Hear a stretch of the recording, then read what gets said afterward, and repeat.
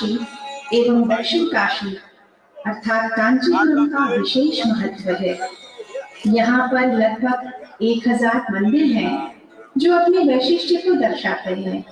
कांचीपुरम स्वयं ब्रह्मा जी द्वारा बसाई गई पुण्यशाली धरती है।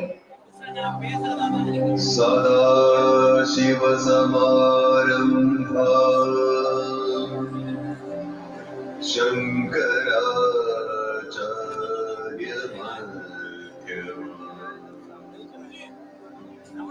अस्मदाचार्य पर्यन्ता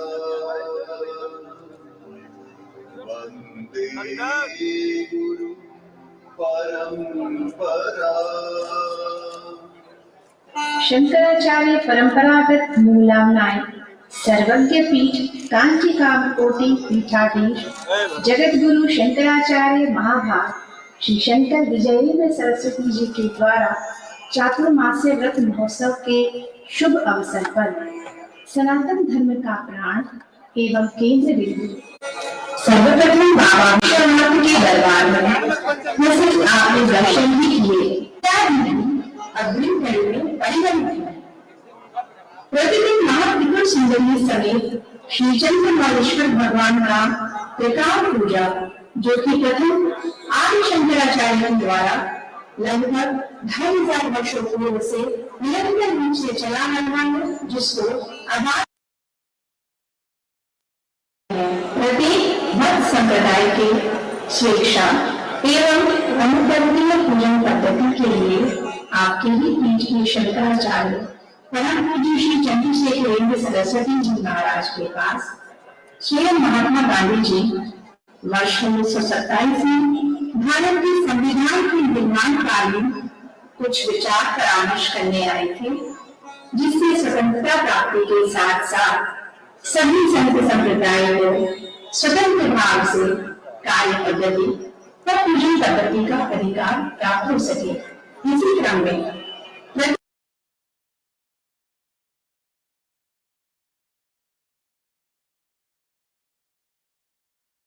निश्चित संयुक्त आधिकारिक समारोह का आयोजन होता है एवं पवित्र परंपरा के संरक्षण के अनुक्रम में इसके विविध आयामों को देखेंगे।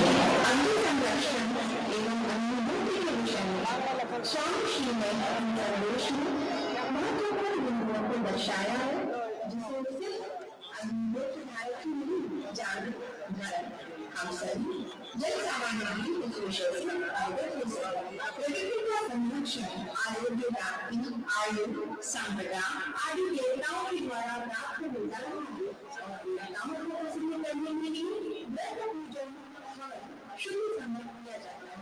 अमृत उपासना का विषय अत्यधिक महत्वपूर्ण है, जिन्हें सामान्य इन्हीं समागम के माध्यम से पहुंचाया जा सकता है। स्वामी श्री के संदेश के द्वारा माननीय प्रधानमंत्री जी को डिजिटल इंडिया के साथ जिंदालिक इंडिया का आह्वान किया है।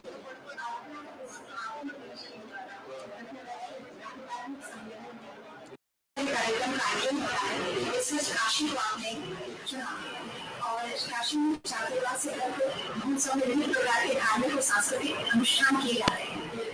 आपसे मैं ये जानना चाहूंगी कि काशी की धरती पर काशी पर वर्तमान में रहते हुए आप यहाँ से समस्त संदेश देना चाहेंगे। सदाशिव समारंभां शंकराचार्य मध्यमाम् अस्मदाचार्य पर्यन्तां वन्दे गुरु परंपरां लोक शंकरमाचार्यं धर्मैक विजय प्रियं जगद्गुरुं देशिकेन्द्रं कांची।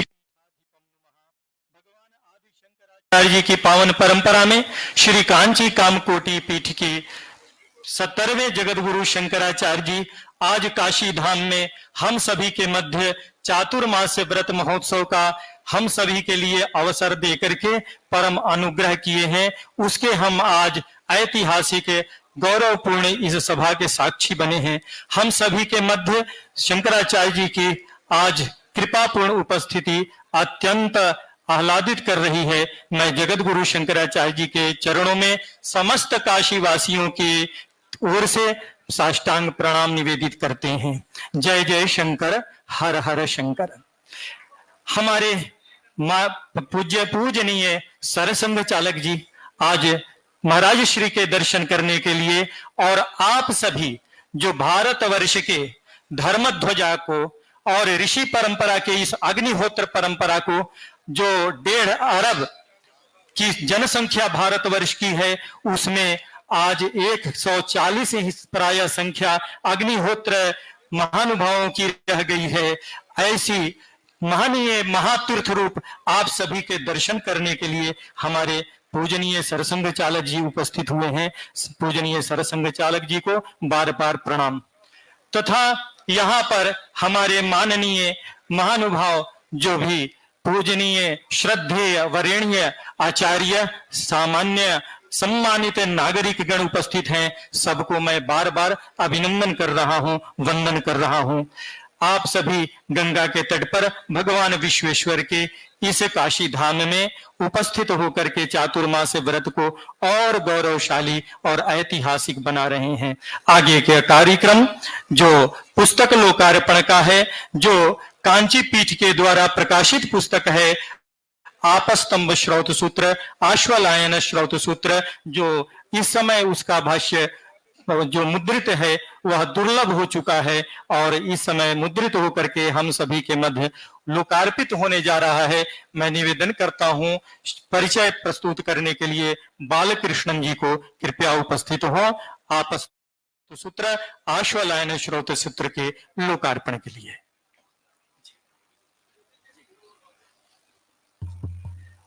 पूजनीय सरसंघ चालक जी भी इस पुस्तक के लोकार्पण में उपस्थित होकर के हम लोगों को गौरव प्रदान कर रहे हैं। ब्रह्मश्री सुंदरराम वाजपेयी जी ये 40 पीढ़ी से अग्निहोत्र परंपरा से है। इनका जो योगदान है, स्पेशली ये आश्वलायन श्रौत सूत्र में जो योगदान है, यह प्रथम योगदान है। 500 वर्ष पहले इसका पुस्तक प्रदर्शन के बाद इनके परिश्रम से आज हो रहा है। ये श्रौत विद्या में अपार पारंगत है, शुल्प विद्या में अपार पारंगत है, मीमांस ज्योतिष धर्मशास्त्र इत्यादि के पंडित है। इनको त्रिश्रौत भास्कर इत्यादि 20-30 बिरुदों की अलंकृत है। ये इनकी जो ये है, इनके साथ नारायण वाजपेयी उनका पुत्र जो है, उन्होंने बहुत परिश्रम किया है ये पुस्तक का तैयार करने में। ये महाराज के शुभ हाथों में अभी ये प्रचलित हो रहा है। इसके अनंतर जो हमारे परमाचार्य जी जगत गुरु शंकराचार्य जी श्री श्री चंद्रशेखरेंद्र सरस्वती जी के द्वारा लगाए गए वो वट वृक्ष जो कि पल्लवित पुष्पित हुआ, पूजनीय शंकराचार्य श्री श्री जयेंद्र सरस्वती जी महाराज के द्वारा और इस समय पुष्पित हो रहा है और फल को प्रदान कर रहा है, हम सबको छायायित कर रहा है। वो संस्था श्री पट्टाभिरामी शास्त्री वेद मीमांसा अनुसंधान केंद्र के द्वारा निरंतर प्रकाशित होने वाली अनुसंधान वल्लरी नाम की पत्रिका, जो शोध पत्रिका विविध प्रकार के अपने वैदिक श्रौत प्रयोगों के तथा विविध प्रकार के आयामों के संबंध में अपनी शोध लेख प्रकाशित कर करके हमारे भारतवर्ष को कृतार्थ कर रही है। अब अनुसंधान वल्लरी पत्रिका जो अब श्री पट्टाभिराम शास्त्री वेद मीमांसा अनुसंधान केंद्र के द्वारा प्रकाशित है, मैं निवेदन करता हूं श्रद्धेय प्रोफेसर युगल किशोर मिश्र जी से, श्रद्धेय प्रोफेसर श्री किशोर मिश्र जी से, डॉक्टर चंद्रकांता राय जो कि प्रधान उसकी संपादिका हैं, हमारे श्री पट्टाभिराम शास्त्री वेद मीमांसा अनुसंधान केंद्र परम पूज्य शंकराचार्य जी के द्वारा स्थापित होकर के भारतवर्ष का प्रथम विद्यालय के रूप में माननीय अशोक सिंघल जी की संस्था सिंघल फाउंडेशन के द्वारा वह पुरस्कृत हुआ है और भारतवर्ष का सर्वश्रेष्ठ विद्यालय होने का गौरव प्राप्त किया है। क्यों न हो, आखिर तो परमाचार्य जी के द्वारा प्रतिष्ठापित संस्था है। हमारे जगत गुरु पूज्य पूजनीय जगत गुरु शंकराचार्य श्री परमाचार्य जी के द्वारा प्रतिष्ठापित संस्था श्री पट्टाभिराम शास्त्री की संस्था वेद मीमांसा अनुसंधान केंद्र के द्वारा अनुसंधान वल्लरी जो प्रकाशित हुई है। अब मैं जो विदेशी विद्वानों का वेद एवं संस्कृत विद्या विषयक अवदान संबंधी पुस्तक जो डॉक्टर शिल्पा सिंह जी, काशी हिंदू विश्वविद्यालय, और उसमें जो लेख है हमारे प्रोफेसर श्री किशोर मिश्र जी के द्वारा, उसका लोकार्पण। बस इसके बाद भाषण करा दूंगा। हाँ, श्रद्धेय प्रोफेसर श्री किशोर मिश्र जी से, डॉक्टर राजेश सरकार जी से, डॉक्टर शिल्पा सिंह जी से निवेदन है अपने पुस्तक का लोकार्पण कराएं। परम पूजनीय जगत गुरु शंकराचार्य जी के कर कमलों से, पूजनीय सरसंघ चालक जी के कर कमलों से पुस्तक का लोकार्पण हो रहा है। पाश्चात्य वेद विदाम परंपरा विमर्शः, श्रद्धेय श्री किशोर मिश्र जी के द्वारा इसमें अन्यत लेख है वो प्रकाश इस समय लोकार्पित हुआ। आप सभी को बहुत बहुत साधुवाद, धन्यवाद। अब अवसर आता है हमारे जो परम पूजनीय शंकराचार्य जी आज चातुर्मास्य व्रत के महोत्सव में हम सभी को सौभाग्य दिए, ऐसे पुण्यमय पवित्र क्षण का साक्षी बनने का। अब मैं उसमें हमारे पूजनीय सरसंघ चालक जी उपस्थित हुए हैं, मैं निवेदन करता हूं पूजनीय सरसंघ चालक जी से, कृपया, जिनमें मोह नहीं है, मोह न किम तत्, तो क्या है भागवत, ऐसे हमारे सरसंघ चालक जी से मैं निवेदन करता हूं पूजनीय अपना वक्तव्य दे करके इस चातुर्मास व्रत जो कांची पीठ के जगत गुरु शंकराचार्य जी के कृपा पूर्ण अनुग्रह से यह अनुष्ठित हो रहा है, कृपया इसमें अपना भाषण दे करके अनुग्रहित करें।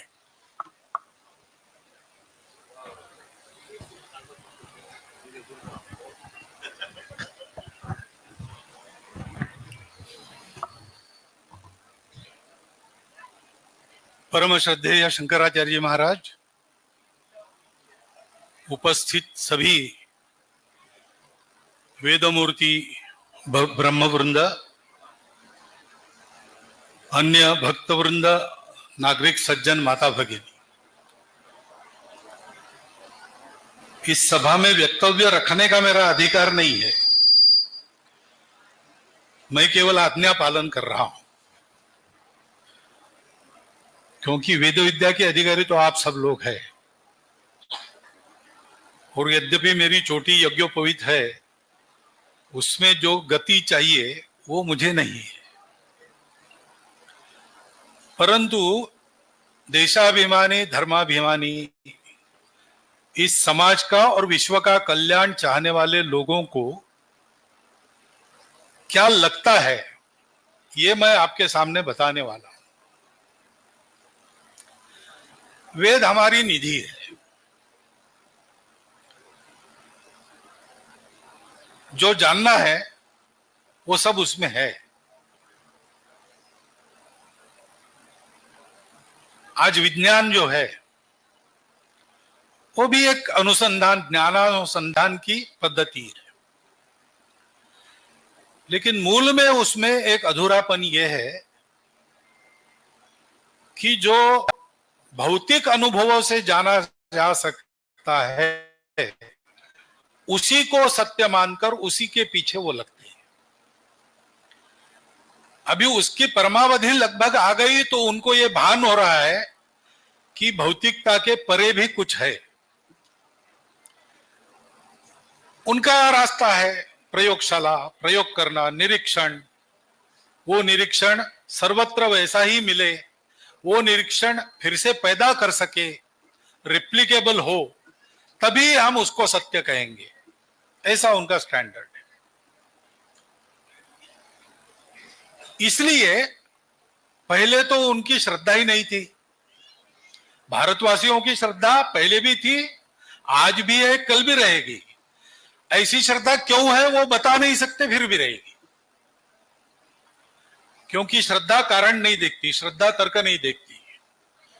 बहुत पहले परिश्रम पूर्वक सारे समाज के मन में बिठा दिया, समाज ने उसको धारण किया, अब वो चलता रहेगा।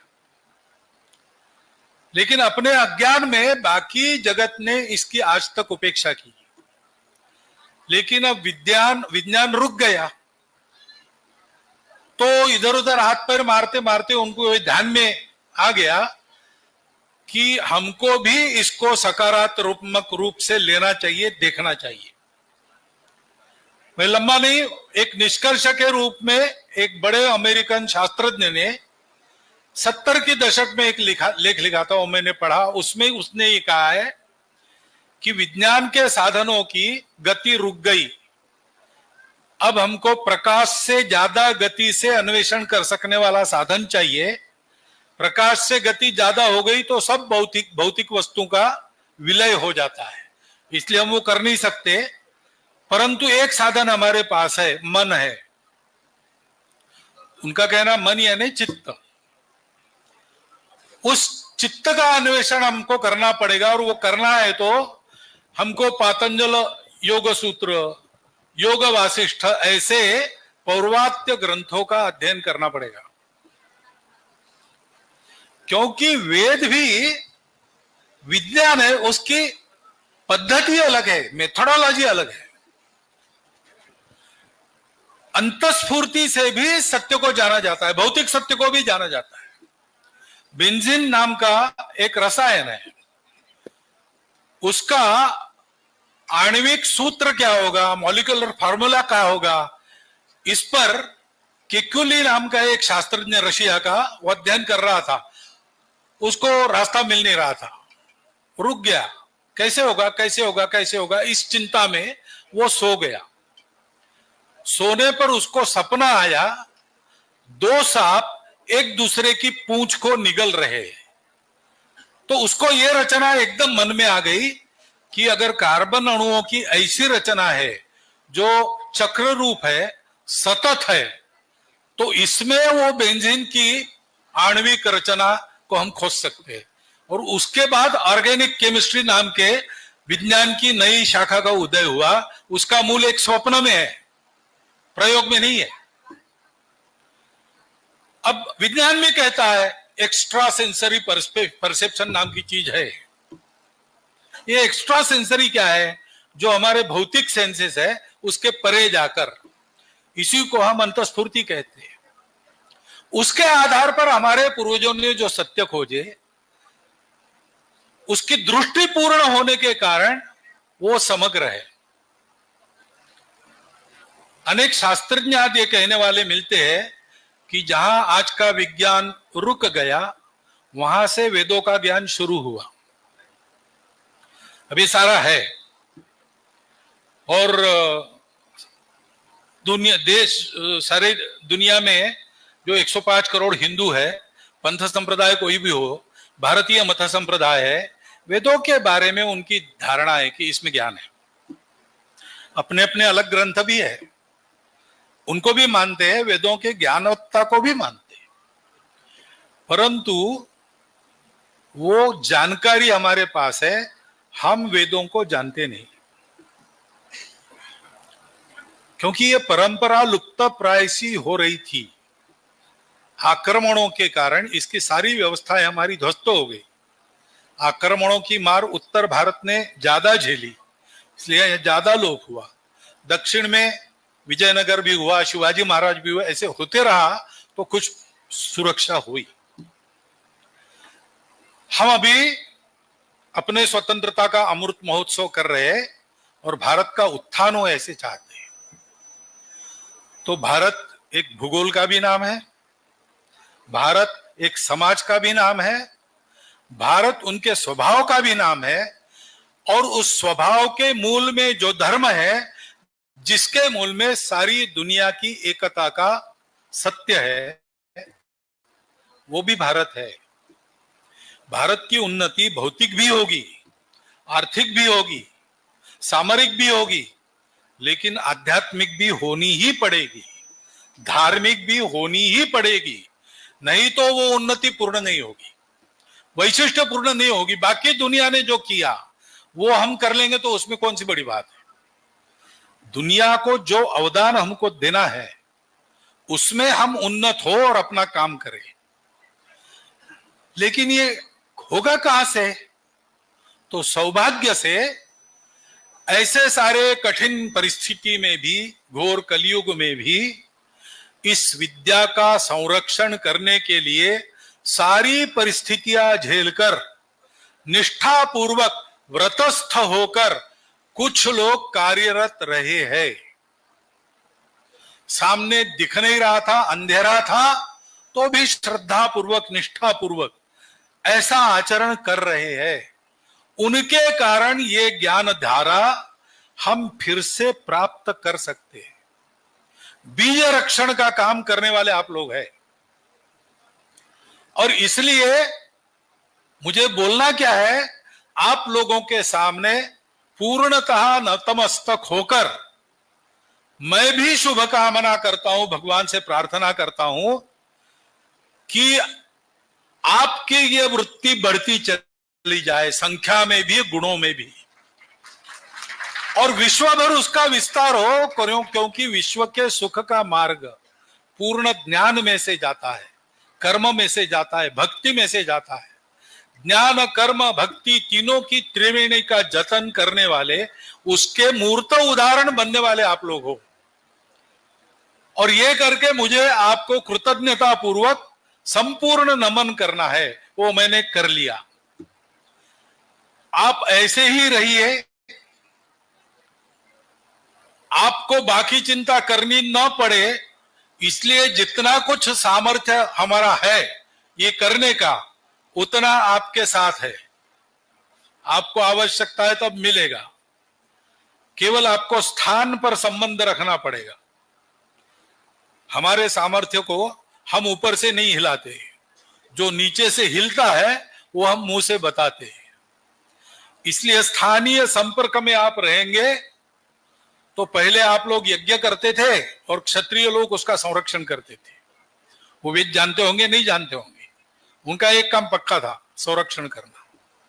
ऐसे आप लोग अपना काम कीजिए, सुरक्षा में हिंदू समाज को खड़ा करना हमारा काम है। केवल संबंध आपको वहां रखना पड़ेगा।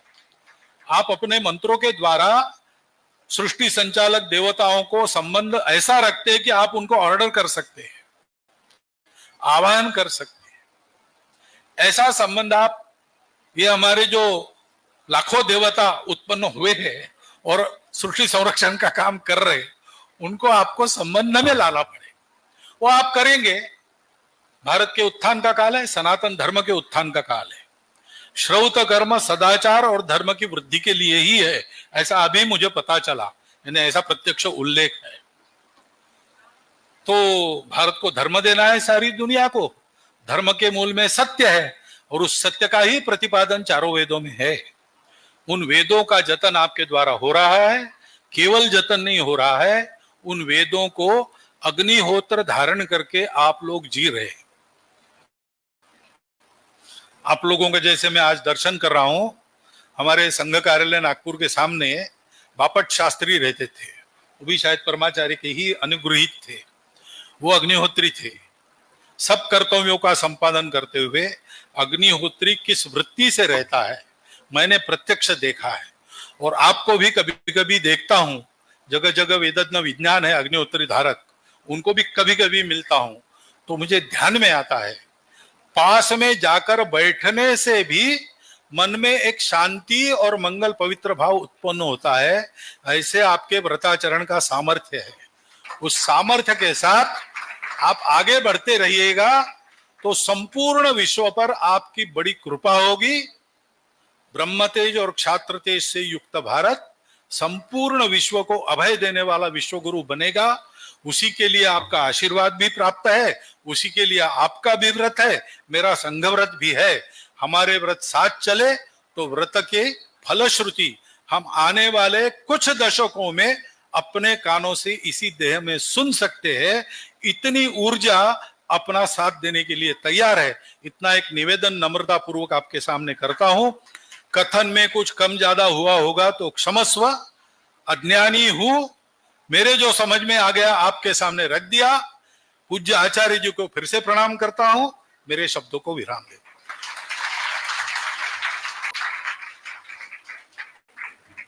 अनुव्याख्यान करने का मेरे पास साहस नहीं, और वो व्याख्यान का महत्व न्यून हो जाएगा। मैं उस व्याख्यान का अनुव्याख्यान करूं तो बहुत बहुत धन्यवाद, प्रणाम। महर्षि याज्ञवल्क्य का सूर्य से संवाद हो रहा था। संपूर्ण संहिता माध्यन्दिन संवाद ही है। सूर्य और याज्ञवल्क्य के संवाद में एक महान कथा जुड़ जाती है, जो पहले अध्याय में पूरा क्रूरस्या यह मंत्र आता है। बंधुओं, देवताओं ने सोचा कि यदि हम इस देवासुर संग्राम में पराजित हो जाते हैं और ये असुरों के हाथ में संपूर्ण धरती समूह संपूर्ण साम्राज्य यदि आ जाता है तो वह पुनः हमें कैसे प्राप्त हो सकेगा।